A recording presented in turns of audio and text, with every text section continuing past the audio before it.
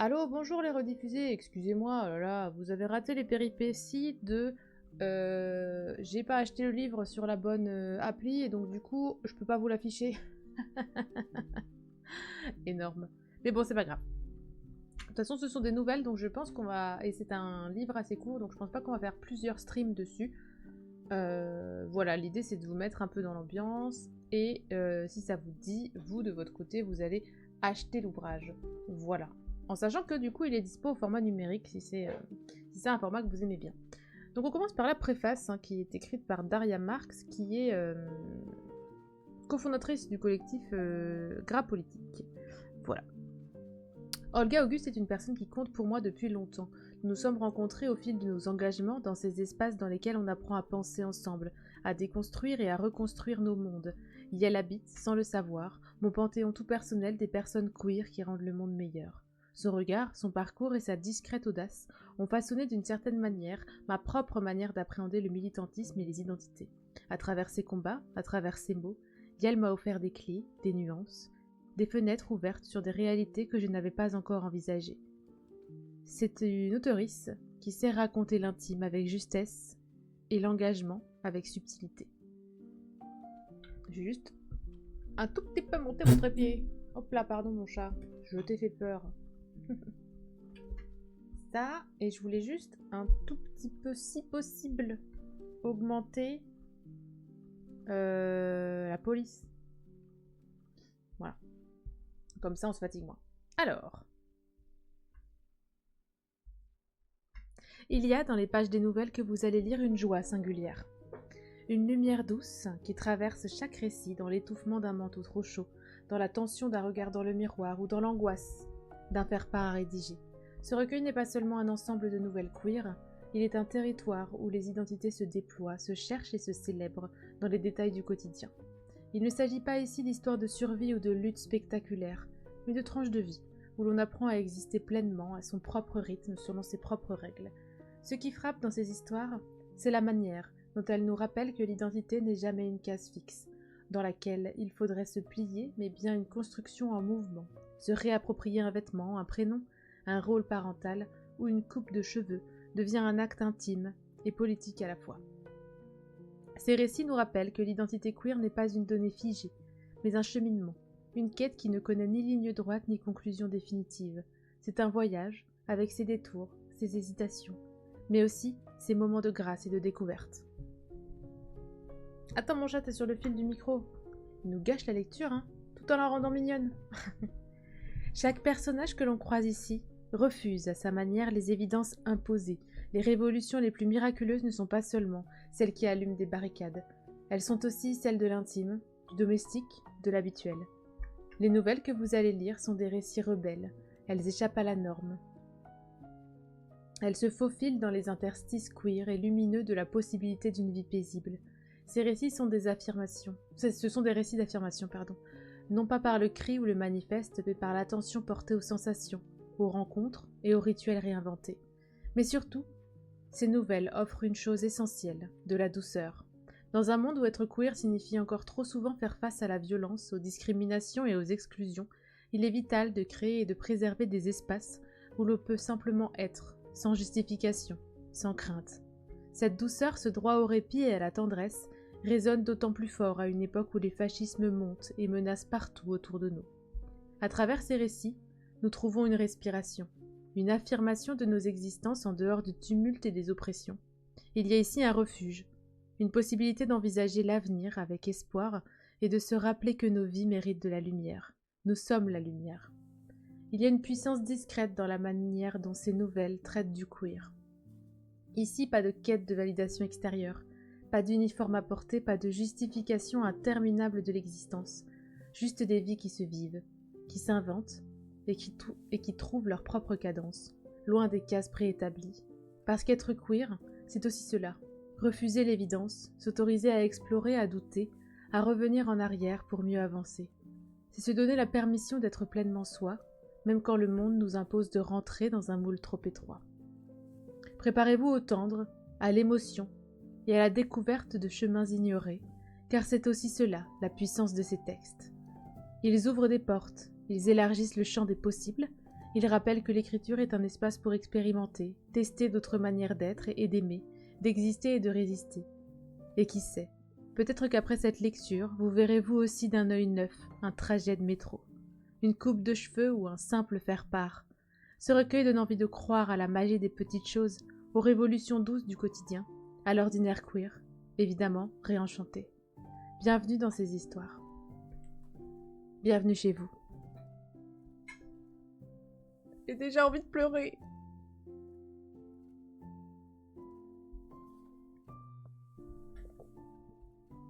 Après, comme c'est de la fiction, peut-être que c'est moins grave si vous n'avez pas le texte.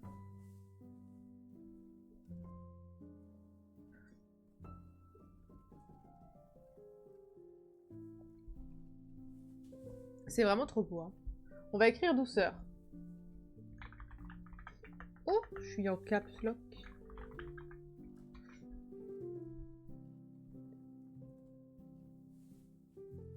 On va écrire quoi?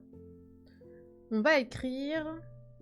Il y a une phrase que j'ai bien aimée. Attendez, je vais juste la rechercher.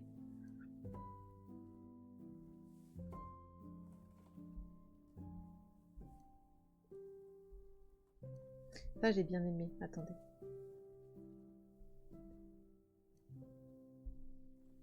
Surligné. Oh purée, on peut choisir la couleur du surlignage. C'est vraiment dommage que je puisse pas vous afficher ça. Bon. C'est pas grave. Est-ce que je peux mettre une citation? Alors.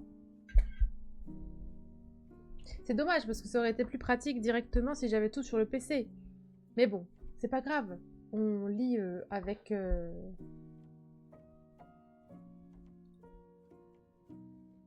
de manière slow.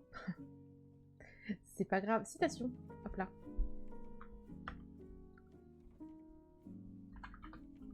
J'aimerais bien écrire en italique. Donc je vais écrire en italique. Ce recueil n'est pas seulement... Oh, oh, oh, oh, oh, oh.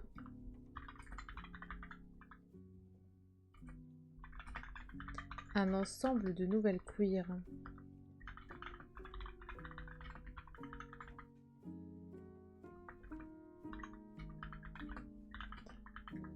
Il est le territoire où les identités se déploient,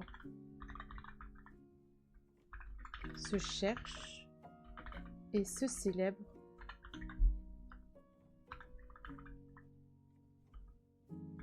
dans les détails du quotidien.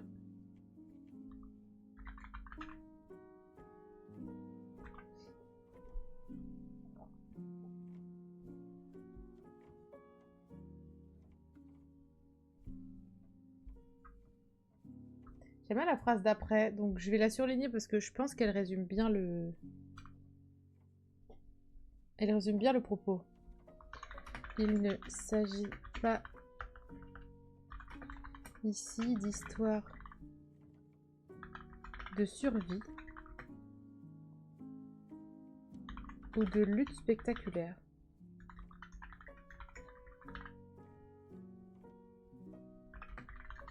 Mais de tranches de vie où l'on apprend, je vous fais de la ASMR clavier en même temps, à exister pleinement à son propre rythme, selon ses propres règles.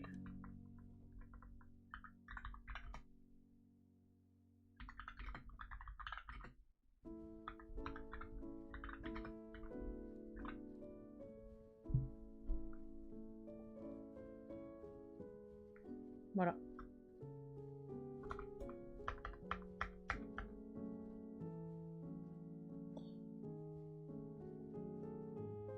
Après tout est bien, mais je vais pas tout recopier, mais c'est pas mal ça comme...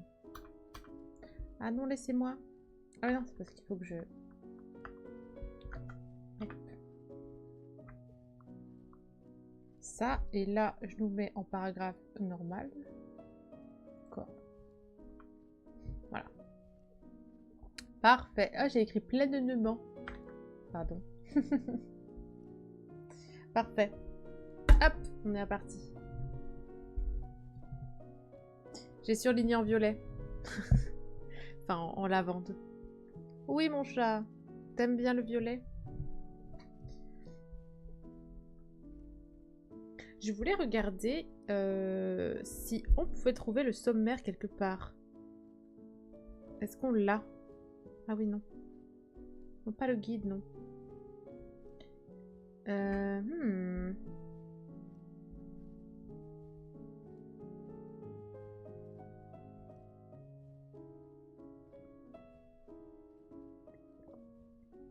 En vrai, c'est pas grave. On va lire la première.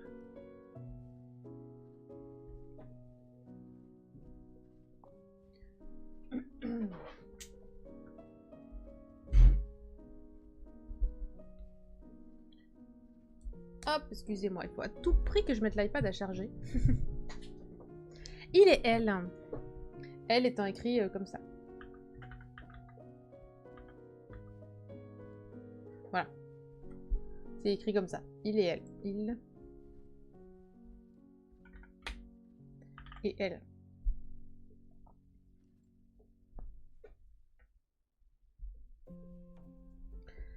« 3h30 du matin.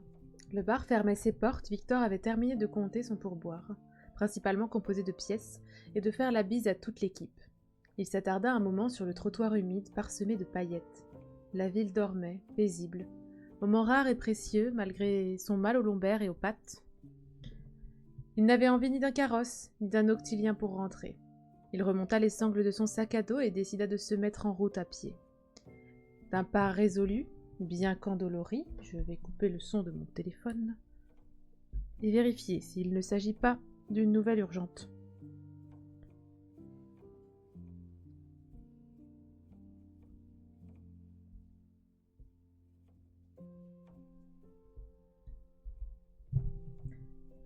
D'un pas résolu, bien qu'endolori, il décide d'emprunter les petites rues, même si son parcours s'en trouverait rallongé d'une bonne demi-heure.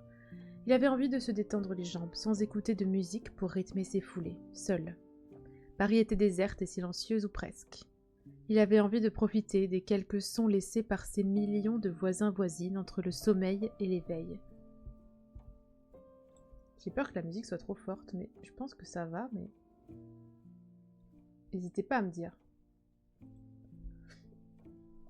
À l'angle de la rue, Samuel, son vieux copain SDF avec qui il partageait régulièrement une bière tiède en fin de soirée, assis sur le béton, dormait d'un sommeil lourd dans son sac de couchage. Il sortit un billet de son portefeuille et le glissa avec précaution dans la boîte de conserve qui se trouvait entre le mur et lui, en faisant attention à ne pas émettre un son plus haut que le chant de l'eau qui s'écoulait dans le caniveau, juste à côté, après cette soirée orageuse. Il lui murmura « Fais de beaux rêves ». Au lieu des habituels groupes de mecs avinés qu'il croisait sur son chemin, sans doute découragé ce soir par l'eau tombée du ciel, il traversa la plus grosse des artères de son périple dans une paix troublante. Près d'une poubelle, il lui sembla apercevoir brièvement la furtive ombre orangée d'un renard. Selon la rumeur, ils étaient quelques-uns à vivre dans les hauts parcs de la rive droite. Il tenta un détour pour vérifier qu'il n'avait pas rêvé, et dans l'impasse où il avait vu se glisser, le contour flou de 2 oreilles pointues et d'une queue touffue avait disparu. Rien, sinon un grand jardin en friche qui débordait de son imposante grille rouillée. Le rusé quadrupède y avait sans doute trouvé refuge face à la menace humaine. Victor ne pouvait pas lui en vouloir. Il avait lui-même l'habitude d'éviter autant que faire se peut ses congénères dans l'espace public. Il se contenta donc de conserver et de chérir l'apparition furtive, magique, dont il avait eu l'honneur d'être gratifié par le hasard. Rebroussant chemin, il reprit la direction de son quartier. Entendant une voiture, sono à fond, arriver, il s'arrêta au passage piéton malgré le feu vert. On ne sait jamais quel est le taux d'alcoolémie des personnes au volant à cette heure avancée de la nuit. Il fit bien, car le véhicule festif fonça allègrement à travers les bandes blanches, les passagers-passagères, laissant volontiers éclater leurs cris de joie incohérents par les fenêtres ouvertes en le voyant. Le silence retomba aussi rapidement qu'il fut interrompu, et Victor, un sourire attendri lui relevant les pommettes malgré une once de jugement, regarda les phares se fondre dans l'obscurité. Il se remit alors en route, en espérant qu'aucun obstacle ne défigurerait la fin de soirée insouciante de ces inconnus avant leur destination. Ça et là, quelques fenêtres étaient allumées. Victor essayait de voir ce qu'il pouvait bien se passer dans ces appartements d'insomniaques, de travailleuses en horaires décalés, de fêtards-fêtardes, d'amoureux-amoureuses, qui n'arrivaient pas à étancher leur soif l'un ou l'une de l'autre. Il était bien conscient de son indiscrétion. C'était un de ces petits plaisirs coupables que d'observer la vie des autres à travers leurs carreaux entr'ouverts sur le monde. De la même manière, il n'avait aucune gêne à se trimballer à poil chez lui malgré certaines zones de vis-à-vis, sa pudeur se situant ailleurs. Si ça pouvait égayer la journée de quelqu'un ou quelqu'une, ou bien lui offrir une anecdote à raconter, alors tant mieux. Il enchaîna les croisements et les virages, les noms de rue, si ennuyeusement masculins mais familiers, sans penser à rien, jusqu'à ce qu'il s'en rende compte, et se résolve à savourer ce moment déjà évanoui, constatant qu'il était hélas rare d'arriver à se libérer de toute pensée, surtout dans un environnement débordant de sources de stress et de cocasses incongruités telles que la capitale. Au détour d'un virage, il tomba sur un couple de touristes aux rides tremblotantes qui ne retrouvaient plus leur hôtel. Eh bien, les hétéros s'encanaillent dans la ville lumière, se dit-il, en se demandant d'où ils pouvaient bien revenir. Et c'est à moi qu'elles sont réduites à demander de l'aide. Je vais bien profiter de leur malaise, tiens. En toute politesse, néanmoins, il tenta de camoufler au mieux le doute qu'il avait sur son propre sens de l'orientation et vérifia l'itinéraire avec son smartphone, au cas où, avant de leur indiquer la route à suivre. Ce n'était pas bien loin, et elles le remercièrent d'un français musicalement malhabile et repartirent main dans la main, desserrant respectivement la prise sur leurs sacs et sacoches. Reprenant son propre trajet, Victor se demanda combien de personnes il avait, au fil des ans, envoyées au diable Vauvert par mégarde, et si leurs fantômes erraient à présent dans les dédales souterrains de Châtelet-Les-Halles, ou bien dans les escaliers de Montmartre. Cette idée l'amusa. Certaines auraient mérité ce sort, mais saisit une petite suée, il ressortit son téléphone pour vérifier qu'il était bien lui-même sur la bonne route. Il avait appris à se méfier de l'excès de confiance, s'étant lui-même égaré à de nombreuses reprises, de jour comme de nuit. À mi-chemin, les rares bruits de moteur qui avaient jusque-là rythmé son périple semblaient s'être progressivement éteints. À part le retentissement d'une sirène au loin, était-il le dernier à se tenir debout cette nuit? Cette image le revigora, alors que ses pieds commençaient à trouver le temps long. À ce moment précis, il passa devant un miroir de street art collé à un coin de mur décrépit, entre deux graffitis et une affiche de festival à moitié arrachée, surmontée de l'inscription body positive « T'es belle ». C'est vrai qu'il était beau. Il avait oublié combien son maquillage était réussi ce soir et combien celui-ci avait remarquablement bien tenu, malgré l'intense chaleur de la soirée bondée. L'immense tournée de shot enflammée dans la cave et la charge supplémentaire de son épaisse perruque synthétique. Pris d'une envie de bouffer le monde, il abandonna l'étroit trottoir crotté pour marcher au milieu de la route. Il déploya ses bras, occupa l'espace, dansa, oubliant son dos douloureux et chargé. La cité était sienne, il était le roi, et égard à qui tenterait de lui faire croire le contraire. Ainsi, jusque chez lui, plus très loin. Il termina sa course, rayonnant, fier, conquérant dans les rues où de jour, il lui fallait systématiquement zigzaguer pour éviter le danger. Arrivé devant sa porte, il se retourna pour contempler le ciel. Les toutes premières lueurs de l'aube commençaient à éclairer presque imperceptiblement les bords du tableau céleste. Mais aucune étoile à l'horizon. Trop de pollution lumineuse. Ou bien, était-ce qu'il n'y avait de place que pour lui, tôt ce matin? Il laissa gaiement ce mystère planer dans son esprit, puis tapa son code, vérifia au cas où le contenu de la boîte aux lettres vide, et tenta de conserver son énergie victorieuse pour attaquer les 5 étages à pied qui l'attendaient. Maintenant fermement ses clés entre ses doigts pour qu'elles ne sonnent pas de leur mélodie métallique, et à pas feutrés, il rentra sans faire de bruit. Il déposa enfin son fardeau, en même temps qu'il ôta ses chaussures, avec grand soulagement. Victor jeta un coup d'œil rapide sous la serviette recouvrant la cage de ses 2 jeunes canaris, Rose et Pinani, endormis. Puis, il se faufila sur la pointe de ses pieds nus jusqu'au séjour, dont il referma l'épais rideau occultant avant d'allumer la lumière et d'aller se laver les mains dans la cuisine. Il s'assit ensuite autour de la table de la pièce à vivre, en face du miroir qu'il avait placé avant de partir et, après avoir décollé sa perruque avec délicatesse pour la reposer sur sa tête en polystyrène recouverte de velours noir écaillé par l'usure, il entreprit de se démaquiller avec les produits dédiés dans la trousse posée derrière. Avec chaque geste, Victor disparaissait. Et quand il eut fini, Colombe avait repris sa place. Une fois sa peau réhydratée, elle enleva le bonnet qui maintenait ses tresses, vanille sous ses cheveux de Seine, et enleva, avec précaution, la transtape teinte marron amande qui aplatissait ses petits seins sensibles par-dessus de coton protégeant ses tétons en pleine croissance. Dans la salle de bain, elle faillit renverser le panier contenant les flacons d'œstrogel de toute la famille et réveilla la maisonnée en attrapant de l'huile de coco qu'elle passa ensuite sur sa poitrine irritée. Ouf, incident diplomatique évité. C'était Comtesse en Alaska, petite chatte blanche espiègle dont elle était l'une des humaines qui monta sur le rebord du lavabo pour réclamer ses épaules sans se soucier des obstacles sur son passage. Tandis que Colombe rattrapait de justesse les objets balayés par l'enthousiasme de son familier, celui-ci se lovait en ronronnant autour de son cou. « Chatte cirque, va !» gronda-t-elle, doucement, en lui embrassant les pattes. Une fois les soins essentiels post-drague faits, elle se déshabilla, puis se lança dans une toilette minutieuse, car elle voulait être propre avant de se coucher, sans perturber la maison qui dormait encore par le boucan d'une douche.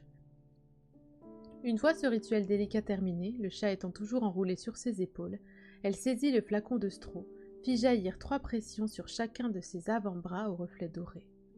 La fraîcheur du gel transparent à la texture crémeuse évanescente et au léger relent d'alcool fut brève mais très appréciée. Après avoir enfilé son peignoir tant bien que mal, contournant le félidé assoupi, Colombe ressentit la faim. Elle n'avait pas mangé depuis le midi. Sur la glace, elle remarqua alors un post-it à l'écriture reconnaissable entre mille, celle de sa drag mother. Mon petit King est aussi une reine et une monarque. Ne va pas se coucher le ventre vide. Ta part de dîner t'attend au frigo. Elle avait une méchante flemme, sa lourde et douce écharpe ne l'aidant pas.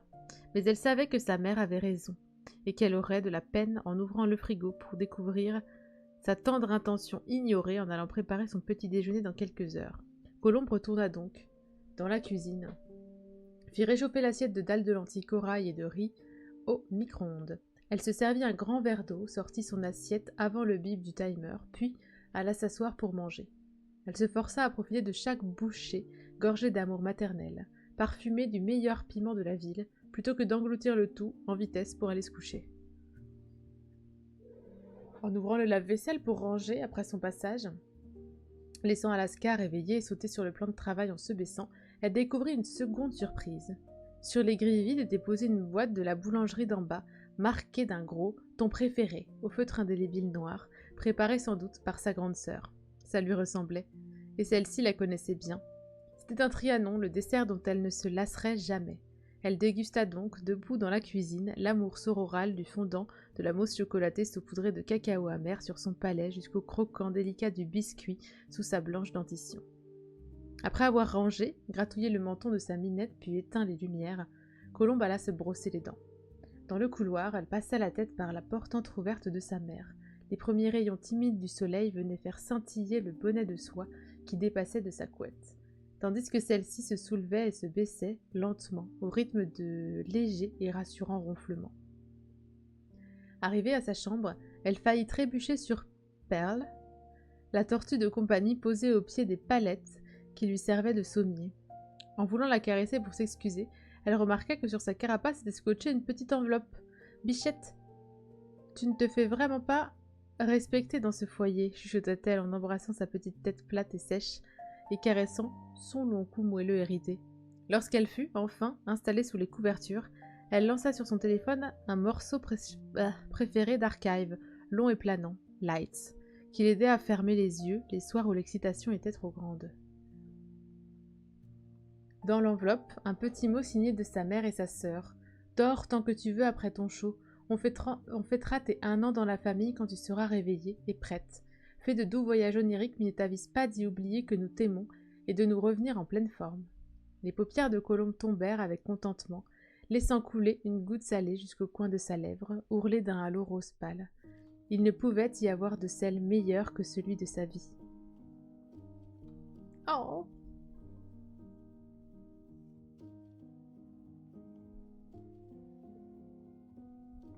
Elle était trop mignonne cette nouvelle, au secours.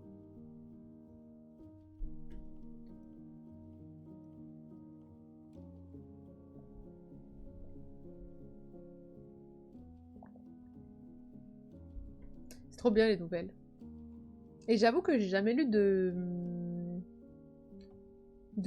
recueil de nouvelles queer. Du coup, je suis contente.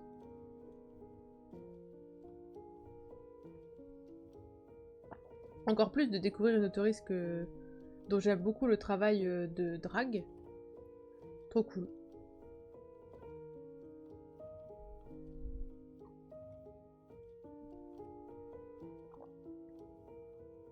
Je reviens. Je passe juste aux toilettes rapido et on se lit une autre nouvelle.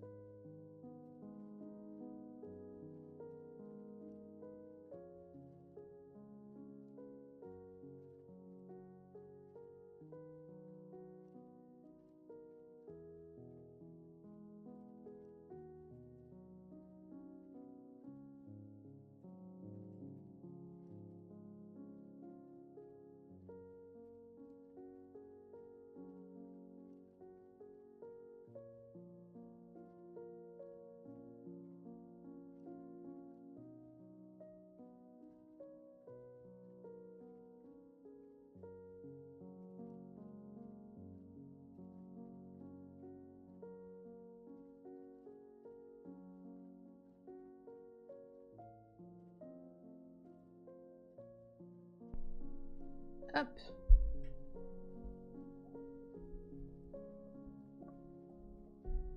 Je vais regarder combien il y en a en tout parce que le recueil est assez court, alors je veux pas qu'on en lise trop. Et alors, est-ce que je pourrais avoir accès au chapitrage? Si je peux me permettre, c'est moins bien fait que sur liseuse. Hein. Peut-être à la fin.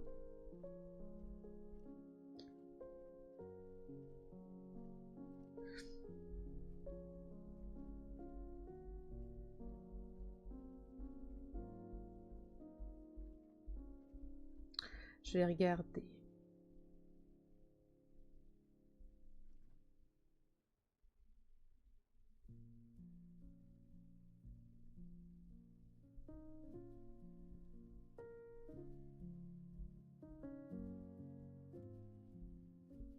Ouais, je pense qu'il faut qu'on en relise... Il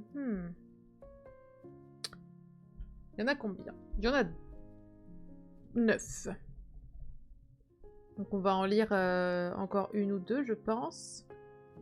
On a lu la première. Ah non, il n'y en a pas... Non, il y en a 8. 1, 2, 3, 4, 5, 6, 7, 8. Ouais. Donc oui, encore une ou deux, parce qu'après, ça va faire beaucoup quand même. J'ai pas envie, en termes de droit d'auteur, etc., je trouve que c'est pas cool de tout vous lire.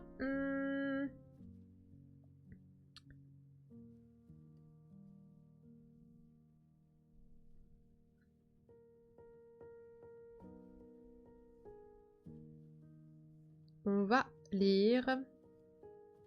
Il y en a une qui s'appelle Parenthèse, écrite comme ça. Parenthèse. Et une autre qui s'appelle Pas de pression.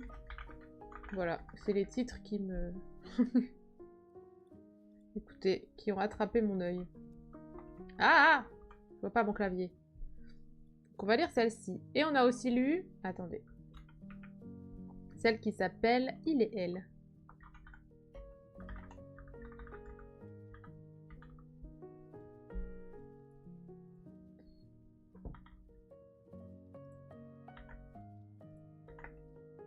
Hop.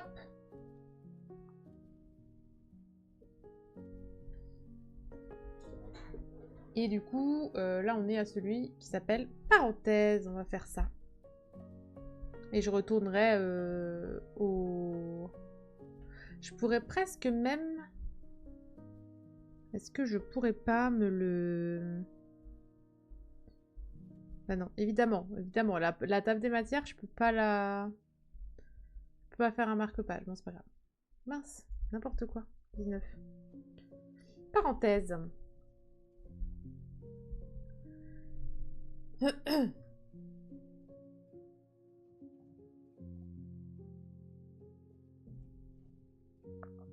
Comme un réveil, le retentissement mensuel de la sirène sur la ville ramena Luz au présent. Voilà plusieurs minutes qu'elle flottait au-dessus d'elle-même, après avoir refermé son ordinateur portable sur lequel elle venait de taper le point final de sa thèse. Cet instant tant attendu, qui lui avait paru inatteignable pendant de longues années, avait fini par arriver. À garder les yeux rivés sur ce cap pendant plus de 3 ans, la future docteure n'avait pas pris une seule seconde pour se figurer l'après. Elle avait perdu l'habitude de penser à autre chose qu'à ses études et n'avait pas permis à son imagination de vagabonder ailleurs depuis si longtemps que cette liberté retrouvée lui embrumait les idées. « On est mercredi midi donc, » prononça-t-elle à voix haute, comme pour s'assurer qu'elle était bien éveillée. Drôle de vérification à faire puisqu'elle n'avait pas fermé l'œil de la nuit, ne décollant même pas du clavier pour aller faire pipi. Chose qu'elle s'empressa de faire, réalisant d'un coup que sa vessie lui faisait mal, vraiment mal. Depuis combien de temps n'avait-elle pas écouté son corps ? En se lavant les mains, elle eut l'impression de redécouvrir complètement son sens du toucher par la moelleuse caresse de l'eau chaude qui faisait glisser les bulles de savon sur sa peau. « Waouh, ça fait un bail que je ne me suis pas occupée de moi », se dit-elle. Sa première décision de thésarde en sursis, elle décréta qu'elle stresserait plus tard pour sa soutenance, serait, en conséquence, d'aller chez le coiffeur. « Coucou Lilm ! C'est gentil, merci. Profitez bien. » Elle n'avait aucun souvenir de la dernière fois qu'elle avait mis les pieds dans un salon, et elle avait bien mérité de se faire chouchouter. Ses longues boucles brunes enfermées dans un éternel chignon à la va-vite la remercieraient. Sans prendre le temps de se changer, elle se mit en route. En l'espace de quelques secondes, elle était déjà en train d'enfiler ses baskets sur le pas de la porte, clé dans une main, gourde dans l'autre, et brioche fourrée au chocolat dans la bouche. Elle était si pressée de fuir son studio pour respirer un autre air et reprendre des activités anodines, que rester 15 minutes de plus pour manger convenablement et s'apprêter un minimum était inenvisageable. Luz, je ne sais pas comment ça se prononce, avait toujours été une créature d'habitude qui s'épanouissait dans le discipliné cadre de sa routine quotidienne. Ce soudain élan d'improvisation ne lui ressemblait pas, mais la frénésie qui s'emparait d'elle était grisante, et elle avait envie de se laisser porter. Elle s'était mise entre parenthèses pendant tellement de temps qu'après tout, elle pourrait avoir changé depuis. Elle verrait bien. Après avoir englouti sa viennoiserie industrielle en dévalant les escaliers, elle fit une pause pour boire une généreuse lampée d'eau, puis ranger sa petite bouteille en aluminium dans la poche de son sweat à capuche. Enfin, elle était prête pour ses retrouvailles avec Lyon, sans aucune distraction dans les pattes.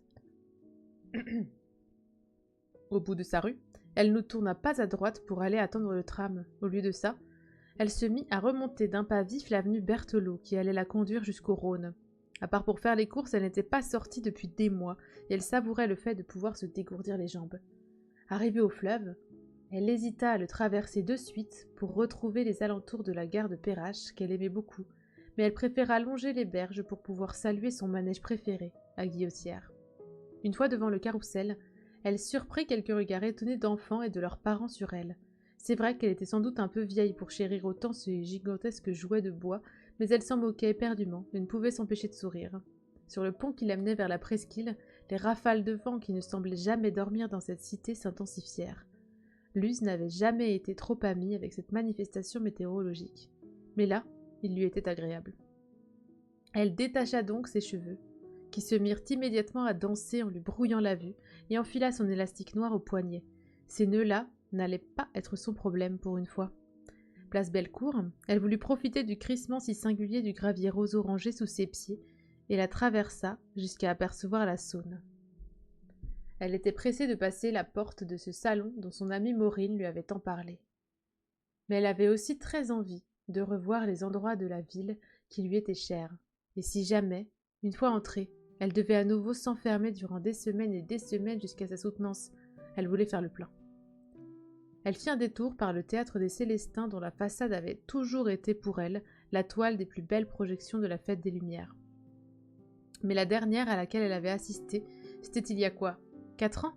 Sa gorge se serra en réalisant combien de temps elle avait passé dans sa bulle de concentration, avec pour seul répit quelques gestes automatiques du quotidien. Place des Jacobins, rue de Brest, les commerces de la rue du président Herriot. Tout était comme teinté d'un filtre photo, d'une distance.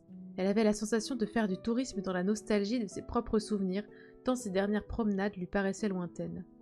Elle continua cette étrange balade, jusqu'aux chevaux de la fontaine place des terreaux, dont elle était tombée amoureuse en hiver, lorsque l'eau s'était cristallisée autour d'elle, les figeant dans une éphémère féerie urbaine.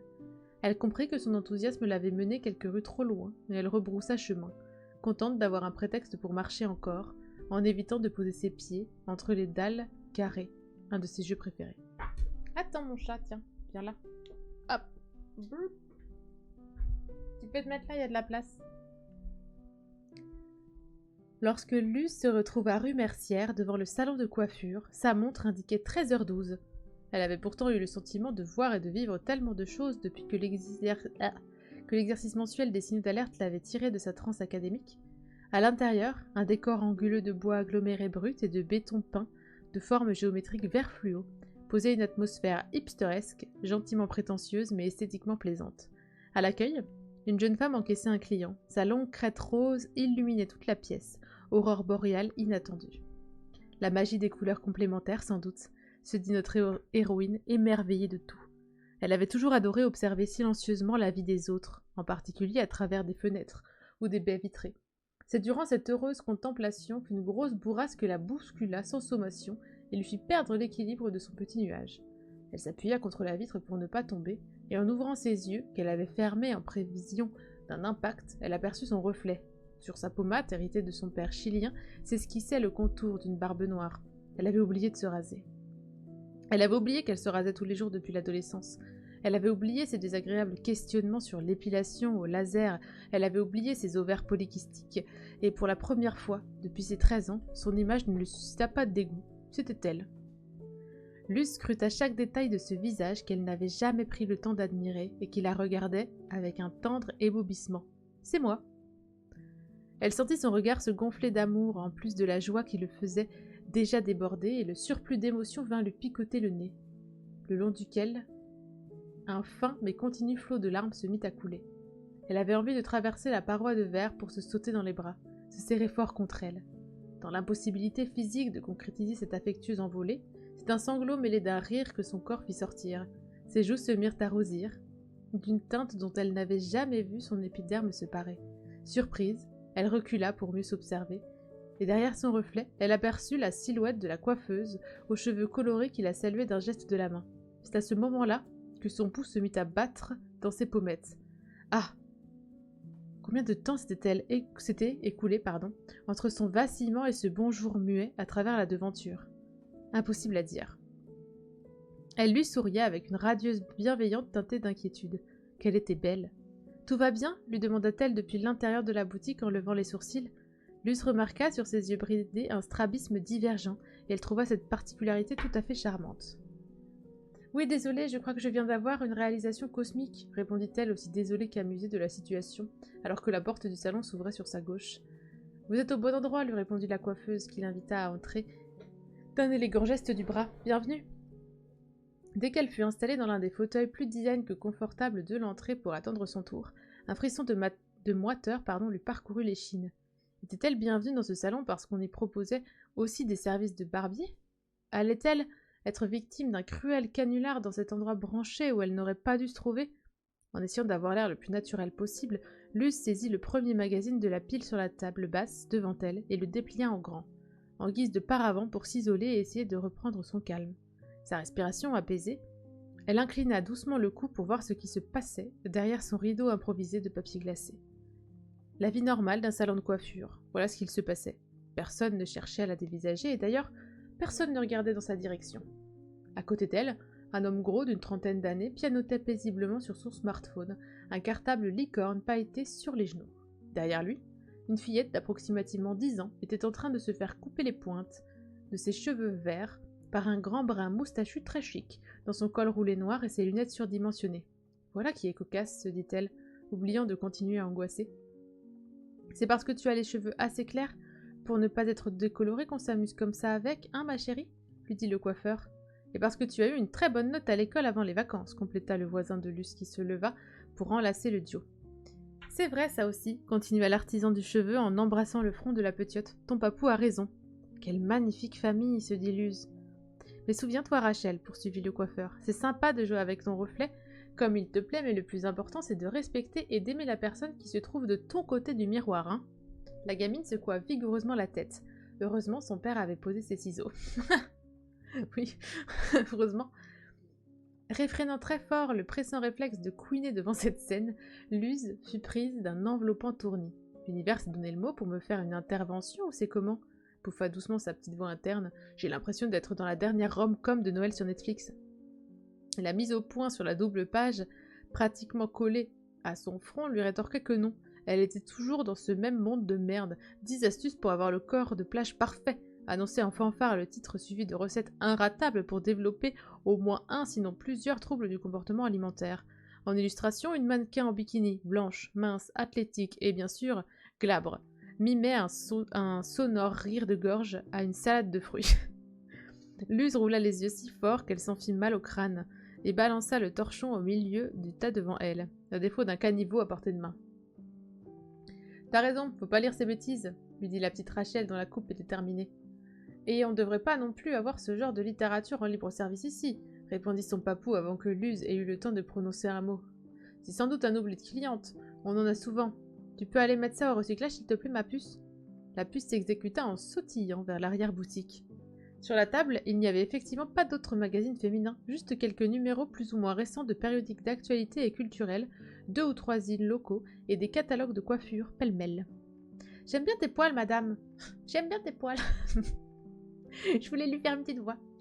Lui dit la petite tornade verte, rapidement revenue de sa quête écologique. Moi aussi, lui répondit Luce. Je ne l'ai compris qu'aujourd'hui, mais je ne sais pas si je vais pouvoir les garder. Rachel la fixa quelques instants en silence, puis décréta « Si tu choisis pour toi, ce sera la bonne décision. » Luz était partagée entre l'envie de lui proposer un câlin et celle de l'interroger sur sa provenance du culot qu'elle avait dû se prendre... Quoi ? Attendez. Luz était partagée entre l'envie de lui proposer un câlin et celle de l'interroger sur la provenance du culot qu'elle avait de se prendre pour Maître Yoda depuis sa couche-culotte. Mais, bien sûr, elle savait que cette inconfortable démangeaison était surtout la résurgence d'une vieille envie irréalisée, celle d'avoir autant d'aplomb qu'elle à son âge, et plus encore maintenant. Elle enviait l'environnement positif et encourageant dans lequel semblait évoluer cette adorable morveuse qui, malgré l'absence d'incitation à poursuivre sa distribution de sagesse anachronique, conclut. En tout cas, si tu veux les garder, tu peux demander des conseils à mon papa, il s'y connaît en moustache. Là-dessus, son père arriva, un peu gêné par le manque de filtre de sa progéniture, et proposa à Luce d'aller s'installer au bac. Là, c'est la coiffeuse qui l'avait accueillie qui prit le relais. Elle portait un collier prénom au lettrage italique, doré. Mia, éplait-il. Elle invita sa cliente, un peu crispée, à se mettre à l'aise et à bien détendre sa nuque au-dessus de la vasque en céramique. Choisissez la température qui convient le mieux à vos mains, anticipa Luce, tandis que l'eau commençait à tremper sa chevelure. Je n'ai pas de préférence. La jeune femme... Qu'est-ce qu'il y a, mon chat? Bah alors... Oui? Viens. Viens sur mes genoux. Viens. Il est fatigant aujourd'hui. Allez, viens. Oh, purée. La femme stabilisa le jet d'eau sur un à peine tiède et fit mousser le shampoing aux notes florales synthétiques entêtantes entremêlées de bubblegum. Arriva le rituel, massage de cuir chevelu, si redouté par beaucoup,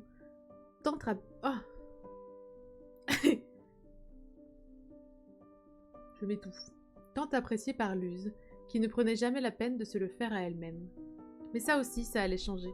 Elle se résolut à sacrifier un peu de sa relaxation pour prêter attention au mouvement des doigts experts de Mia sur ses racines, afin de pouvoir les reproduire. Une observation qui lui permettait aussi d'éviter de laisser échapper un gémissement de plaisir embarrassant, tant qu'à faire, parce qu'elle sentait l'appel du lâcher-prise de plus en plus fort en elle. L'étape du shampoing terminée, la coiffeuse l'emmena face au miroir. « Alors, qu'est-ce qu'on fait ?» Luce se souvint tout d'un coup qu'elle était venue par pulsion, presque par instinct, mais en n'ayant aucun plan précis. Sans permission de son train de pensée, qui était toujours en marche, ses lèvres articulèrent « Ce qui ira le mieux avec ma barbe ». Elle en avait marre de se cacher derrière ses cheveux, qu'elle avait religieusement veillé à maintenir longs pour surcompenser de féminité forcée la repousse de ses poils toujours plus rapide que le rasoir. En plus, elle n'arrivait même pas à les garder détachés longtemps car elle détestait les sentir dans son dos. À quoi bon s'acharner ? Mia, emballée, lui suggéra un carré juste au-dessus des épaules. Après l'approbation confiante de sa cliente, elle se mit à l'œuvre. Snip, snip. À mesure que d'épaisses mèches brunes ondulées tombaient au sol, au satisfaisant son du crissement dense et granuleux des lames près de ses oreilles, Luce sentait un poids s'enlever de sa poitrine. Mais elle n'osait pas regarder dans le miroir, de peur de briser le charme. Quand Mia eut fini de couper et de sécher ses cheveux, Luce rouvrit les yeux en agrippant fermement ses cuisses à travers son jean. « Oh waouh! Mais quelle est cette mousquetaire des temps modernes ?» se demanda-t-elle en relâchant ses doigts, époustouflée par la puissance de cette androgynie qu'elle ne s'était jamais autorisée à investir. « Le monde n'est peut-être pas prêt pour moi, mais tant pis. Moi je suis prête à l'affronter, et même pas besoin d'épée. »« Nani ?»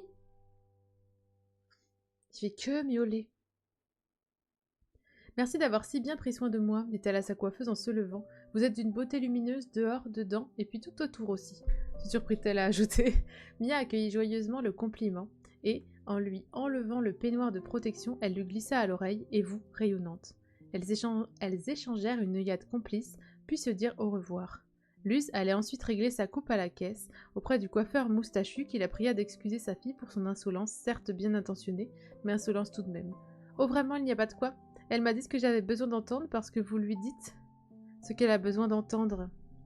Elle est sous une belle étoile avec ses papas. » L'enfant, aux oreilles aussi pendues que la langue depuis les genoux de son papou, toujours assis à la même place, acquiesça d'un retentissant « Eh ouais !» qui fit sursauter tout le salon. Hilar, Luce se dirigea vers la sortie en saluant ses soutiens du jour de la main. « Je reviendrai bientôt pour la taille de ma barbe. Je vais avoir besoin d'une moustache frétillante pour la soutenance de ma thèse. » lâcha-t-elle sur le point d'ouvrir la porte. « Quand tu veux, lui répondirent-ils. Tu connais le chemin. » Trop mignon. Elles font trop du bien, ces nouvelles.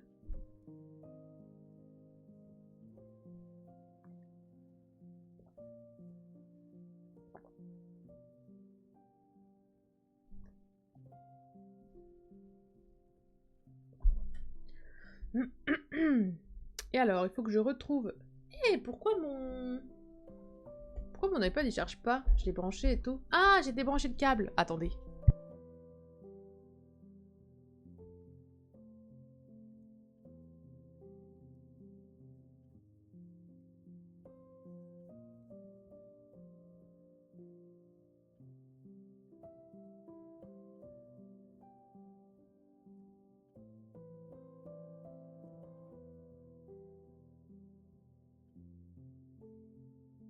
Voilà.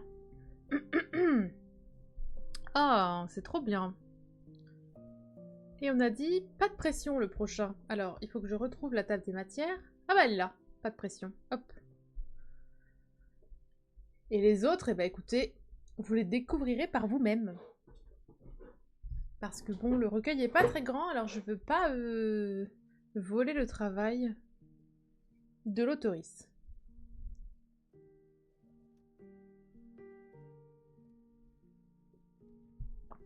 Pas de pression.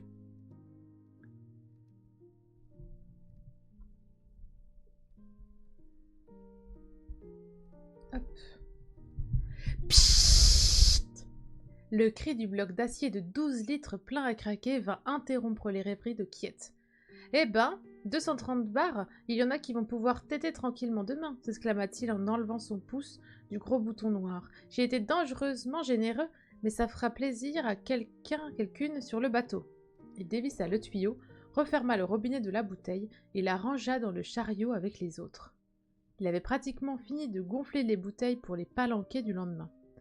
Bercés par le ronronnement agressif du compresseur, les effluves de néoprène tannés au soleil, de caoutchouc, d'huile de moteur et d'eau de mer avec juste un soupçon d'urée, Kiet se projetait déjà dans la suite de sa soirée, celle de son 3e anniversaire d'amour avec Abigail et Stéphane.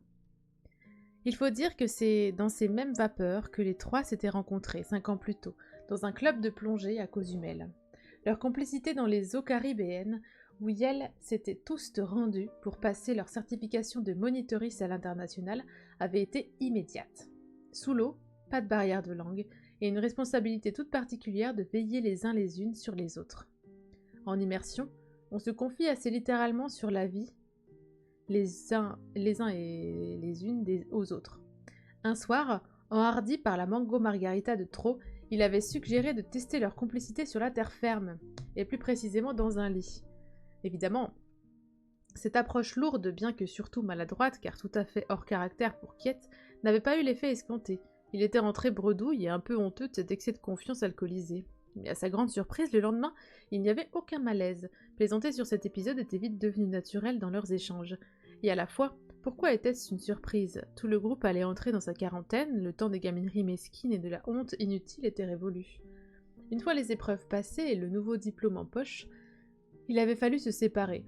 Direction Argelès-sur-Mer pour Kiet, qui projetait de reprendre le centre de plongée où ado il avait fait son baptême. Et Boston pour Stéphane et Abigail, qui n'avaient pas encore décidé d'où jeter l'ancre. Les premières semaines, les échanges SMS restaient nourris, puis ils finirent par se tarir. Cependant, le hasard les fit à nouveau se rencontrer. Psst! Dans l'automatisme de ses gestes quotidiens, Kiet avait enchaîné avec le bloc suivant et s'était de nouveau laissé emporter dans les embruns de ses souvenirs. Allez, on refilera ces 2 blocs bien remplis à un binôme, histoire qu'il n'y ait pas de frustration, se dit-il, enchaînant avec le gonflage suivant. Il adorait se refaire le film de son histoire d'amour et il tenait à le revoir avant ce dîner d'anniversaire, la main gauche vibrant une dernière fois au rythme de la vieille machine, Kiet reprit son fil. 1 an après cette première rencontre, il rendait visite à ses grands-parents en Thaïlande sur l'île de Ko Cheng, À croire qu'il était prédestiné à la vie subaquatique puisque c'était un spot de plongée renommé mondialement et qu'il avait grandi le long des côtes catalanes avec ses parents. Pour une fois, il ne prévoyait pas de tremper ses palmes car c'était ses dernières vacances avant le grand relancement de son centre. Mais lors d'une simple promenade sur le front de mer de Klong Prao, il tomba nez à nez avec le couple qui venait, lui, découvrir les trésors sous-marins de la région. Pendant 2 semaines, et elles se virent à nouveau tous les soirs. Les grands-parents de Kiet se couchant tôt, et elles avaient tout le loisir de refaire le monde ensemble jusqu'aux premières lueurs du jour, car ce plaisir si simple, si évident, était resté intact entre elles. Comme des adolescents-adolescentes, et elles auraient voulu que ces vacances durent toujours. Au moment de les quitter à nouveau, il avait le cœur serré. Si cette fois, il s'était abstenu de mentionner son désir pour Abigail et Stéphane, je pense. Il avait en revanche réussi à s'avouer l'étrange sentiment d'être amoureux de 2 âmes à la fois. La seconde séparation fut plus douloureuse que la première, mais plus douce aussi.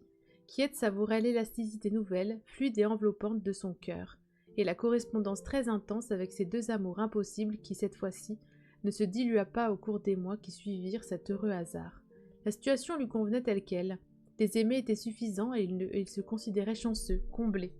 Aussi, lorsque Stéphane et Abigail débarquèrent un matin, après 11 mois de messages quotidiens, sans prévenir, ayant appris un français impressionnant, mais toujours teinté d'anglicisme, et payé pour beaucoup trop de bagages supplémentaires, Kiet tomba des nues. Heureusement que la mer était démontée ce jour-là et que les plongées étaient annulées, car le centre fut le théâtre d'une scène cocasse, à savoir le capitaine du navire allant chercher un bloc d'oxygène en réserve pour apaiser son hyperventilation dans le hamac de la salle de pause, sous l'œil médusé, mi-désolé, mi-hilar de ses invités surprises. « Mais enfin, Kiet, c'était obvious !» commença Abigail. « Tu n'es pas le seul à être tombé amoureux, last time, » poursuivit Stéphane. « As-tu refusé de le voir ou de le croire ?» Silence, ponctué par le « Coucou, Skylotte !» Pardon, je me suis auto-coupé la parole. « Bonjour Noctaya, merci pour le follow !» Là, je m'interroge, parce que sur le papier, c'est pas logique. On est en train de lire un recueil de nouvelles queer. Je n'en lis que 3 car il n'y en a pas beaucoup, mais si jamais vous voulez le découvrir, je vous invite à l'acheter ou à l'emprunter à des gens ou à l'emprunter en bibliothèque. Voilà. On a lu dans le recueil, on a lu Il et Elle, on a lu Parenthèse, et là on est sur Pas de pression. Voilà. Coucou!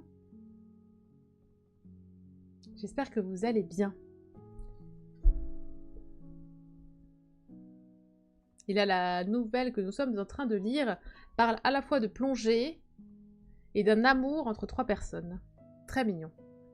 Je suis venue, j'ai vu, j'ai aimé ce qu'il s'y passe et j'y reste. C'est très mignon, merci beaucoup. Bienvenue.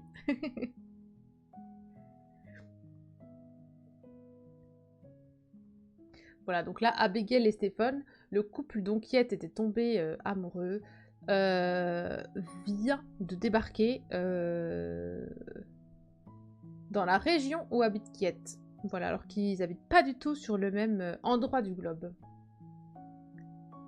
Passé ce moment de flottement qui aurait bien pu virer au naufrage, sur un malentendu, les événements s'enchaînèrent avec une vitesse, mais surtout une facilité déconcertante. 3 ans plus tard, elles vivaient ensemble et tenaient Eltriton en trio. L'écho prémonitoire, certes cryptique, contenu dans le nom du centre, baptisé ainsi après ce fameux voyage au Mexique, en se disant que ça ne détonnerait pas dans un pays catalan, ne cessait de les émerveiller. Psst! Décidément! Allez, jamais 203, dit Kiet en riant. Heureusement, c'était le dernier bloc à remplir pour ce soir. Il sécurisa le chariot contenant les bouteilles d'air et de nitrox, éteignit le compresseur puis les lumières, mit l'alarme en route, baissa le rideau de fer en remerciant le ciel pour l'existence du WD-40 qui avait presque fait taire les grincements stridents de ce dernier, puis ferma le cadenas à clé.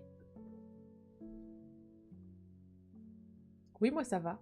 J'ai drop ton live partout un peu, c'est trop mimes, merci beaucoup. Faut que je me bouge mes flemmes. Casse-toi en voyage, éclataxe-toi, bas loin. Là-bas. Moi je reste ici me faire bercer par Rosa. Bonne sieste. Bon matin. Derrière lui, il le savait, se tenaient en silence Stéphane et Abigail. Il sentait leur présence, le savon à la fleur d'oranger de l'une et le soin capillaire à l'huile de coco de l'autre. Ces amoureux-amoureuses avaient eu le temps de boucler le rinçage du zodiaque et l'administratif, puis de faire un crochet par la maison afin de se pomponner avant de revenir. Lorsqu'il se retourna, c'est un énorme bouquet de fleurs tenu à 4 mains qui accueillit son sourire. Oh, c'est hyper mignon. Kiet attrapa délicatement ce tourbillon de roses, d'œillets et de renoncules auréolés de gypsophiles et de fougères, le tendit au-dessus de sa tête et ouvrit grand son cœur de l'autre bras pour y serrer fort Abigail et Stéphane. Le voisinage avait l'habitude à force de ces scènes de niaiserie devant le centre de plongée, mais il ne s'en lassait pas. Quant aux touristes, elles avaient d'autre choix que de fondre et de raconter ce dont elles avaient été témoins dans le port d'Argelès en rentrant dans les terres. Marius, le patron du bar d'à côté, attendit avec délicatesse la fin de l'étreinte avant de s'écrier de sa voix granuleuse de fumeur vétéran « Mais dites, vous n'auriez pas un truc à fêter, les tourtereaux? Allez, venez, on trinque !» Abigail regarda sa montre puis acquiesça d'un signe de tête. Et elles avaient 25 bonnes minutes de marge avant leur réservation dans leur pizzeria préférée de l'autre côté de la plage. Comme toujours, dans un bagneuse local, que leurs vieux copains, chez qui elles avaient bu d'innombrables cafés et apéritifs, leur servit à cette heure. Au lieu du traditionnel verre, tous les 4, leur ami, prit sur lui et sa nature sociable débordante pour leur laisser un peu d'intimité en retournant derrière son zinc. Abigail lui en était infiniment reconnaissante, car elle n'avait aucune intention de faire plus que de tremper les lèvres dans le liquide doré gorgé de sucre. « Bon, je voulais attendre qu'on soit au restaurant pour vous en parler, dit-elle, mais j'avais omis le facteur Marius. » Haussement de sourcils attentif, simultané chez Stéphane et Kiet, qui s'attrapèrent la main, sentant déjà tanguer la table en fer forgé. Abigail posa sa main droite sur les leurs, la gauche sur son ventre, puis, inspirant avant la déferlante qu'elle s'apprêtait à déclencher, déclara « Nos prêcheurs, mais il nous reste environ 7 mois pour trouver une autre expression familiale que « jamais 203 ». Oh, extra mignon. Elles sont trop bien, ces nouvelles. Voilà. Je vous conseille vraiment ce recueil. Je vais pas en lire plus parce que vraiment... Bah, il en reste juste 5 autres, alors je préfère vous laisser le plaisir de les découvrir. Mais vraiment, j'avais jamais lu de recueil de nouvelles queer, donc déjà ça me fait plaisir. Et ensuite, c'est hyper doux. Et je trouve ça chouette des personnages queer qui sont pas obligés de se battre pour exister, parce que c'est souvent le cas dans la fiction, parce que c'est le cas dans la réalité, mais je veux dire, c'est bien aussi le quotidien et la douceur. Ça fait du bien. Voilà. Bon, du coup, il est un peu tôt, mais je pense qu'on va pas tarder à se laisser. De toute façon, je prends plus tôt que d'habitude aujourd'hui, donc je vais pas avoir d'autre choix. Je confirme, ça fait du bien. Franchement, oui. Hein. C'est trop important, les livres comme ça. Donc, si jamais, c'est ces gens-là. Voilà. Il est dispo en numérique, il est dispo en papier.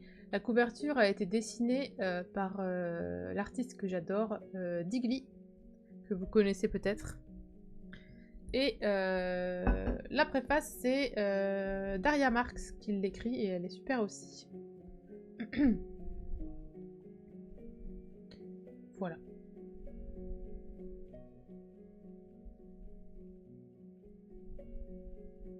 Cette trop belle couverture là. Magnifique. Et je voulais... tac. Voilà.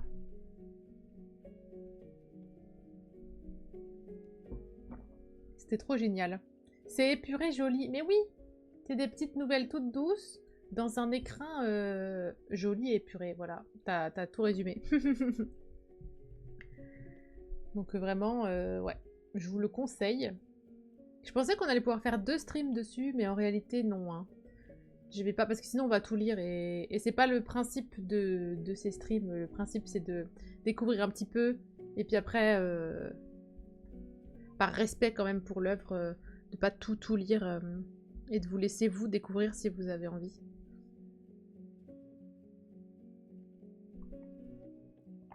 Mais voilà.